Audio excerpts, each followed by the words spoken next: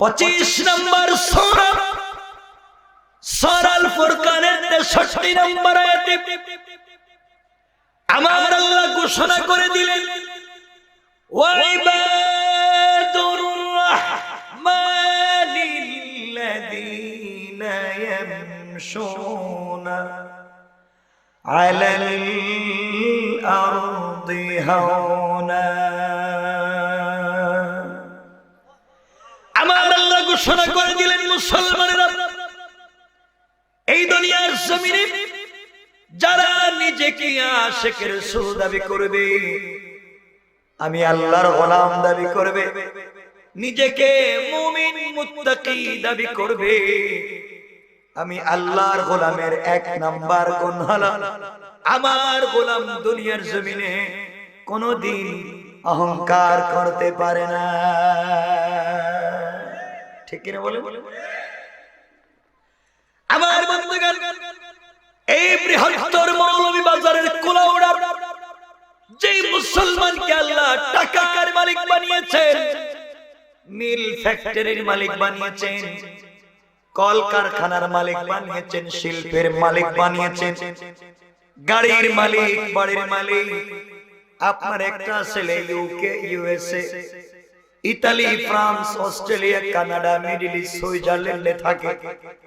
আপনার টাকা আছে দুনিয়ার জমিনে, আপনি যদি টাকার কারণে অহংকার করে বসেন, যে আল্লাহ টাকার মালিক বানাতে পেরেছে, অহংকার করলে আমার আল্লাহ আপনাকে ঠেলার ড্রাইভার, রিকশাওয়ালা বানায়া দিতে আমার আল্লাহ 1 মিনিটও দেরি হবে না। কোন ঠিক কিনা?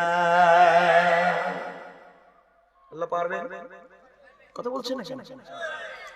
কিন্তু আমি জানি না আপনাদের এলাকায় এটা আছে, হয়তো বেচারার আগে টাকা পয়সা ছিল না, এখন এলাকার লিডার, এলাকার মোড়ল, এলাকার মাতব্বর, এলাকার বিচারী, ভিলেজ পলিটিক্স করেন, এলাকার গ্রামের রাজনীতি করেন।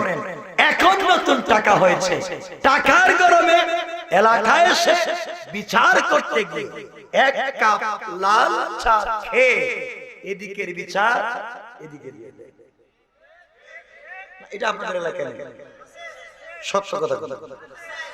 আচ্ছা, তাহলে এই জায়গাটা অন্ধকার, এখানে কোরআন নামক লাইটের দরকার। কথা বুঝতে পেরেছেন? আমি শুধু একজন মেসেঞ্জার, আমি রাসূল পাকের পক্ষ থেকে আপনাদের কাছে একটা বার্তা, একটা এসএমএস পৌঁছে দিতে আসছি, আর কিছুই নাই। আর যদি আপনি এলাকার বড় বিচারকে বলেন আঙ্কেল, এই যে মানে কি 5000, আমি 5000 টাকা আপনাকে দিব, বিচারটা আমাকে পাইয়ে দিন, তাহলে আপনি মধুরি, আপনি জুয়ারি, আপনি ফেন্সিডিল ব্যবসায়ী, আপনি দুর্নীতিবাজ, আপনি চাঁদাবাজ, যত বড় সন্ত্রাস হন না কেন, এই 5000 পকেটে দেওয়ার কারণে আপনার নামটা মামলার ইজহার থেকে কেটে দিয়া আস্তে করে মাদ্রাসার হুজুর, না হয় মসজিদের ইমামের নাম দিয়া দেয়। ঠিক কিনা বলেন? আসে না নাই? করা যাবে। আমার বন্ধুগণ, এই বৃহত্তর কুলাউড়া এলাকা যে মুসলমানকে আল্লাহ বড় আলিম বানিয়েছে, শেখুল হাদিস, মুফতি, মুহাদ্দিস, খতিব, ইউনিভার্সিটি রেক্টর, কলেজের অধ্যক্ষ, অধ্যাপক, প্রফেসর, আপনি যদি আপনার জ্ঞানের কারণে দুনিয়ার জমিনে অহংকার করেন, যে আল্লাহ দুনিয়ার জমিনে মুআল্লিমুল মালায়েকা, ফেরেশতাদের শিক্ষকের মতো মহাজ্ঞানীকে অহংকার করবার অপরাধে শয়তান বানিয়ে দিয়েছেন, আপনিও যদি আপনার জ্ঞানের কারণে দুনিয়ার জমিনে অহংকার করেন, আমার আল্লাহ আপনাকেও শয়তান বানিয়ে দিতে আমার আল্লাহ 1 মিনিটও দেরি হবে না। কোন ঠিক কিনা? আল্লাহ পারবেন? আওয়াজে মনে হয় পারবেন না, আওয়াজে মনে হচ্ছে সবাই কি এলাকার নাকি? এলাকার টেকনাফ থেকে কিছু আসছে না, তাই দেখি আওয়াজে মনে হইতেছে রোহিঙ্গা। কথাই বুঝতেছি। দেখবেন এলাকায় যদি কেউ বড় আলেম হয়ে যায়, সব জায়গায় না, সব কিছু মোটামুটি যদি একটু বড় হুজুর হয়ে যায়, বড় হুজুর পাবলিককে আর সালাম দেন না, ঠিক কিনা বলেন? কারণ বড় হুজুর আমি সালাম দিব কে? বড় হুজুরকে সালাম দিলে জবাবও দেয় না, আছে না? নাই কথা বলছেন না? কোরআন থেকে সত্য কথাগুলো বলছি, সমাজের স্খলন। বড় হুজুরের দিকে যাচ্ছেন, হেঁটে চিন্তা করলেন বড় হুজুরের সঙ্গে যদি একটু মুসাফাহা করি তাহলে সগীরা গুনাহগুলো maaf হবে। বড় হুজুরকে বড় হুজুর একটু মুসাফাহা করুন, না না আমার একটু ঠান্ডা লাগতেছে। কিন্তু মুসাফার সময় হাতে যদি আপনি হাদিয়া দেন, হাদিয়া তো বুঝেন আপনারা, বুঝেন?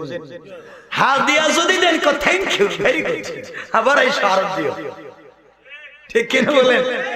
আর যে দেয় না আপনি তাড়াতাড়ি যান, সিরিয়ালে আরেকজনকে সুযোগ দেন। আচ্ছা আচ্ছা না, যে কাজ করেন তুমি কিসের বড় হুজুর? খিলাফে সুন্নাহ চলো। এজন্য আল্লাহর গোলামের এক নাম্বার গুণ অহংকার করা যাবে। সবাই বলেন এক নাম্বার, মনে রাখবেন। শুধু নাম বলে যাচ্ছে, আলোচনা পরে করবে একটা একটা। আল্লাহর গোলামের দুই নাম্বার গুণ আমার আল্লাহ বললেন, ওয়াইদা খাতাবাহুমুল জাহিলুনা ক্বালু সালামা। আমার আল্লাহ বললেন, মুসলমানেরা এই দুনিয়ার জমিনে যারা আমি আল্লাহর গোলাম দাবি করবে, আশিকের রাসূল দাবি করবে, আমি আল্লাহর গোলামের দুই নাম্বার গুণ হলো আমার গোলামকে কেউ গালি দিলে গালির জবাব দেয় না, আঘাত করলে আঘাতের জবাব দেয় না, গীবত করলে গীবতের জবাব দেয় না। আমার গোলাম কাউকে গালি দেয় না, আমার গোলামকে কেউ গালি দিলে জবাব দেয় না, বরং আমার গোলামকে কেউ যদি গালি দেয়, আমার গোলাম গালির জবাবে গালি না দিয়া ওই ব্যক্তির জন্য শান্তি আর সালামতির দোয়া করে যায়। কোন সুবহানাল্লাহ। আল্লাহর গোলামের দুই নম্বর গুণ গালি দেওয়া। সবাই বলেন যাবে? আপনারা দেননি না, আপনারা তো ফেরেশতা, তাহলে রাস্তাঘাটে গালি গালাজ করে ওরা দেন। আগে তো শুনতাম এক নেতা আর এক নেতাকে গালি দেয়, এক প্রতিবেশী আর এক প্রতিবেশী গালি দেয়, আর 2020 দেখছি স্টেজে উঠে হুজুর আর এক হুজুরে কোনো কথা নাই, ডাইরেক্ট গালি। ঠিক কিনা বলেন? কই কারা দাওয়াত দিবেন? কম কম তো একটা বলো, হ্যাঁ হিসেবে কারা দাওয়াত দিবেন? কম কত একটা সাগর। চিন্তা করেন পাবলিক কার ওয়াজ শুনবে? গালি গালাজ করা যাবে না। রাসূল তার জিন্দেগিতে কাউকে গালি দিয়েছেন? কথা বলছেন না কেন? কার গীবত করেছেন? রাসূলের আশিক দাবি করলে গালি দেওয়া যাবে? মনে থাকবে? আল্লাহর গোলামের তিন নাম্বার গুণ আমার আল্লাহ বললেন, ওয়াল্লাযীনা ইয়াবিতুনা লিরাব্বিহিম সাজদাও ওয়া কিয়ামা। আমার আল্লাহ বললেন, মুসলমানেরা এই দুনিয়ার জমিনে যারা আমি আল্লাহর গোলাম দাবি করবে, আশিকের রাসূল দাবি করবে, আমি আল্লাহর গোলামের তিন নাম্বার গুণ হলো আমার গোলাম রুকু করবে আমি আল্লাহর পায়ে, সিজদা করবে আমি আল্লাহর পায়ে। সুতরাং যেই সিজদা আল্লাহকে দেওয়া যায়, এই সিজদা যদি কেউ গিয়ে মাজারে দেয়, এই সিজদা যদি কেউ গিয়ে কোন পীর সাহেবের পায়ে দেয়, আল্লাহর কসম এগুলো শিরক করলে জান্নাতে যাওয়া যাবে না। পরিষ্কার পরিষ্কার। আল্লাহ বলছেন রুকু সিজদা কার পায়ে? আপনারা তো দেন না কোথাও, দেখেন বাংলাদেশে তো। আর আমার দেখেন অনেক জায়গায় বুজুর্গ শাহজালাল শাহ করেন একদম সামানত বুজুর্গ, আল্লাহর জবরদস্ত, এদেরকে নিয়ে কথা বলা যাবে না, ঈমান থাকবে না। বাংলাদেশ হচ্ছে এমনি এমনি মাজার বানিয়ে দেয়, আছে না এগুলা? এমনি এমনি মাজার এমনি বানিয়ে দেয়। এর ব্যাখ্যা আমি করি। আমার এক বন্ধু, ওর একটা চায়ের দোকান ছিল, মানে চায়ের দোকান বলতে একটা চার বিজনেস ছিল একটা স্টেশনে, রেল স্টেশন। তো পাবলিক রেল স্টেশনে নামে তার দোকান, এর সামনে একটা বড় গাছ। স্টেশনে গাড়ি থামলেই মানুষ নাইমা এই গাছের গোড়ায় প্রস্রাব করে দেয়। তার দোকান থেকে দেখা যায় কোন কাস্টমার আসে না, সেই দেখে মনে প্রস্রাবের গন্ধ। বেচারা দেখছে তার ব্যবসায় তো লাল বাতি, ব্যবসা চলবে না। সে বাজার থেকে 2 গজ লাল কাপড় আইনে গাছের গোড়ায় বাঁধে দিয়েছে। হে প্রস্রাব বন্ধ করছে। এখন স্টেশনে রেলগাড়ি থেকে মানুষ নাইমা আইসাই যখন দেখে লাল কাপড়, আসসালামু আলাইকুম, যাওয়ার সময় টাকাও দিয়ে যায়। যুবককে বুঝলাম না, হ্যাঁ বুঝলাম না, প্রস্রাব বন্ধ করলাম, টাকা দেখে আমি তো কাপড় দিয়ে প্রস্রাব বন্ধ করছি, আমার দোকানের ব্যবসা নষ্ট। কয়েকদিন পরে কিছু লোক এসে খায়, তার দোকান বন্ধ করে। কেন? ওখানে উরুস, কিসের উরুস বুঝছ না? ওই কি বুঝতাম, এখানে পিসা বুঝু শুয়ে আছে। পিসা বুঝু কই? কে কই? লাল কাপড় করে বেটা, এটা তো আমি বানছি। প্রস্রাব বন্ধ করার কোনো কথাই নাই, কোনো কথাই নাই। এনে একজন বাবা আছে, এরপরে তো উরুস শুরু হয়ে গেল। এখন 15টা 20টা গরু জবাই করে এখানে উরুস হয়, 15টা 20টা। এই তো শুরু হয়ে গেছে মাজা। হে বন্ধ করছে প্রস্রাব, এখন হয়েছে মাজা। আজগুবি আজগুবি তো হয়ে যায়, অরিজিনাল গুলো তো আছে, এখন তো ফালতু ব্যবসা শুরু হয়ে গেছে। ঠিক না? কথা বলছেন না কেন? আল্লাহর গোলামের 3 নম্বর গরু কোষাদ আল্লাহর পায়।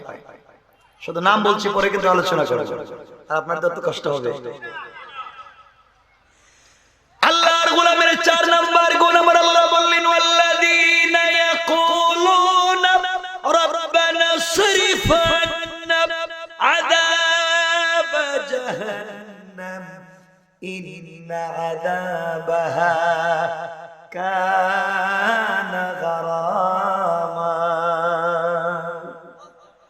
আমার আল্লাহ বললেন, মুসলমানেরা, আমি আল্লাহর গোলাম যারা দাবি করবে, আমি আল্লাহর গোলামের 4 নম্বর গুণ হলো সাকারাত শুরু হয়ে যাওয়ার আগে, গারগারা শুরু হয়ে যাওয়ার আগে, কবরে চলে যাওয়ার আগে আমার কোন গোলাম আমি আল্লাহর দরবারে জিন্দেগীর গুনাহের জন্য যখন তওবা করবে, আমি আল্লাহ কথা দিলাম, গোলাম রে, তোমার চোখের পানি চোখ থেকে বের হয়, নাকের ঢগায় আসতে দেরি হবে, আমি আল্লাহ তোমার জিন্দেগীর গুনাহগুলোকে maaf করে দিতে আমি আল্লাহ 1 মিনিটও দেরি হবে না। কোন সুবহানাল্লাহ। তাহলে আল্লাহর গোলামের 4 নাম্বার গুণ, তওবা করব কার কাছে? 1 নাম্বার অহংকার করা, সবাই বলেন যাবে। 2 নাম্বার গালি দেওয়া, 3 নাম্বার রুকু সিজদা কার পায়ে, 4 নাম্বার তওবা করব কার কাছে? এই 4টা কথা কোরআনে কারীম 19 নম্বর পারা 25 নম্বর সূরা, সূরা আল ফুরকান আয়াত নম্বর 63, 64, 65 মনে থাকবে। এতক্ষণ বললাম কোরআন থেকে, একটা হাদিস পড়েছিলাম, হাদিসের তরজমাটা বলে দিই।